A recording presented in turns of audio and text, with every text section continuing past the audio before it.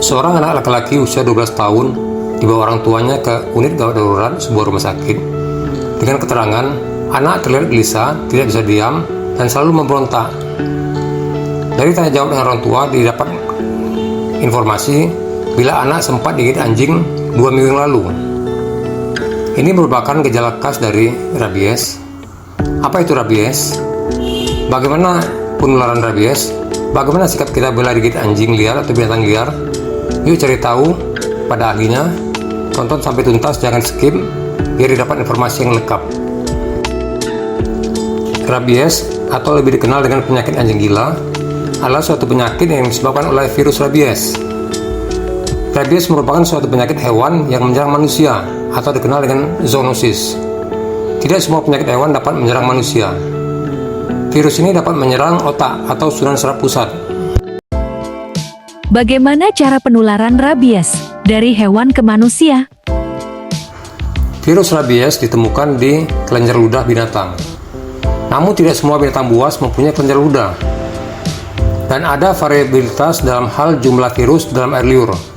Dan tidak semua gigitan binatang menyebabkan rabies. Cara penularan rabies adalah melalui kontaminasi dengan ludah dari hewan rabies, baik melalui gigitan atau tersenggol taring binatang buas, atau jilatan pada kulit luka atau kulit yang tidak utuh, atau kontaminasi air liur pada membran mukosa seperti pada mata atau pada mukosa mulut. Hewan apa saja yang dapat menjadi sumber penularan rabies? Hewan sebagai sumber virus rabies bisa hewan liar atau hewan peliharaan seperti anjing, kucing, kera, atau kelelawar dan tikus. Apa saja gejala rabies pada manusia? Waktu yang dimulai dari masuknya virus sampai munculnya gejala ini dikenal dengan masa inkubasi.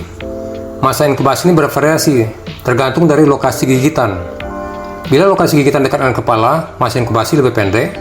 Atau bila daerah yang tergigit banyak mengandung persarapan seperti jari atau alat kelamin, ini juga mempercepat masa inkubasi. Virus akan bergerak sepanjang saraf menuju otak atau saluran saraf pusat dengan kecepatan 2 mm per jam.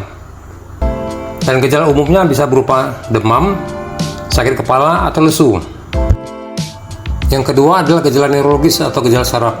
Ini terjadi bila virus rabies telah menyerang otak. Gejala sarafnya ada 2 bentuk. Yang pertama bentuk mengamuk. Anak terlihat hiperaktif atau memberontak. Yang kedua adalah hidrofobia atau takut akan air. Ini ciri khas rabies dibandingkan dengan infeksi otak yang disebabkan oleh virus lain atau bakteri lain.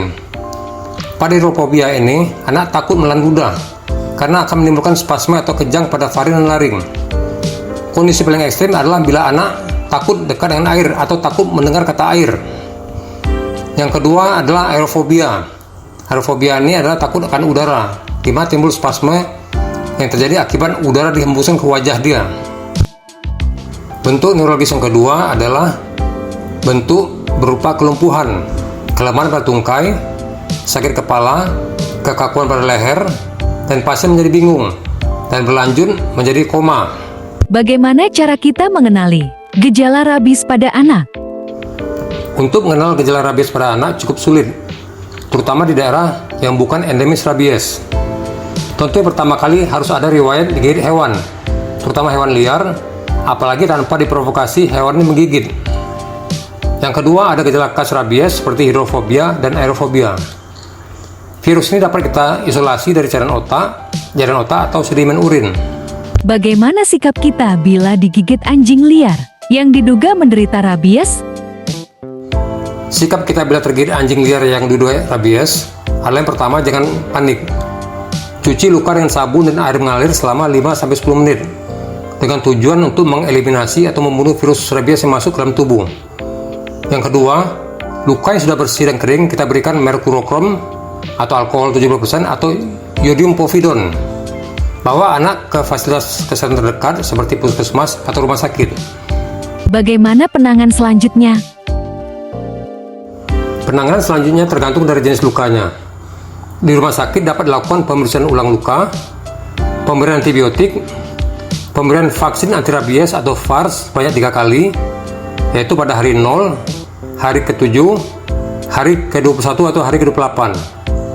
pemberian serum anti rabies atau SAR, dan pemberian serum anti tetanus untuk mencegah infeksi tetanus. Harapan hidup anak menderita rabies?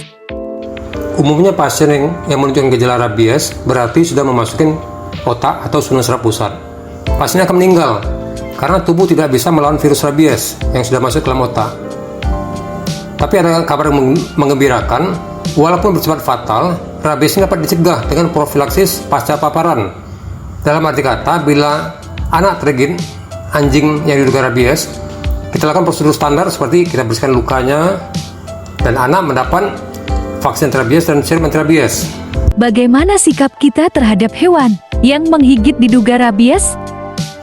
Bila hewannya merupakan hewan peliharaan dan ada riwayat sudah divaksinasi, maka hewan tersebut kita kurung, kita pelihara seperti biasa, dan diobservasi paling lama 14 hari. Bila setelah lewat 14 hari hewan masih hidup, berarti hewannya bukan rabies. Bila hewan mati sebelum 14 hari, maka bawa hewan tersebut ke dinas peternakan untuk memastikan apakah hewan tersebut rabies atau tidak. Perlukah orang sehat diberi vaksin rabies? Tidak semua orang sehat diberi vaksin rabies. Vaksin rabies diberikan pada orang-orang yang berisiko tinggi terhadap rabies, seperti dokter hewan, petugas karantina hewan, penangkap atau pemburu anjing, petugas laboratorium yang berhubungan dengan virus rabies, itu perlu divaksin rabies. Sedangkan bila pelancong ke daerah endemis, ini masih kontroversi apakah perlu diberi vaksin atau tidak. Setelah menonton video ini, diharapkan orang tua dapat mengambil sikap yang tepat bila ada anggota keluarganya yang tergigit hewan yang diduga rabies. Jangan lupa subscribe, like, and share ya untuk menunjang channel ini.